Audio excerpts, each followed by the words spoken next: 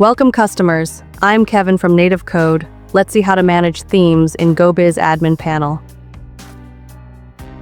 Welcome to the GoBiz admin dashboard. Let's see how the themes tab works. Click on All, where you will see both activated and deactivated themes. Just scroll down and you will find 12 themes per page. Click on Next to browse through all the available themes.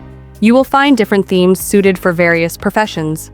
In the Search tab above, type the vCard you need and it will be displayed. Now, within a vCard template, click on the 3 dots, where you will find the Edit and Disable options. Click on Edit, and there, you can modify the thumbnail and theme name according to your preference.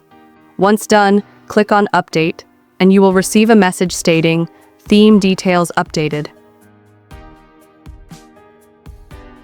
Now go back to All Themes, and search for the theme you modified. You will see the changes you made. Then click on Disable, confirm by selecting Yes, Proceed, and the theme will be disabled. To enable the theme again, follow the same process. That's it, guys. This is how the Themes tab works in GoBiz.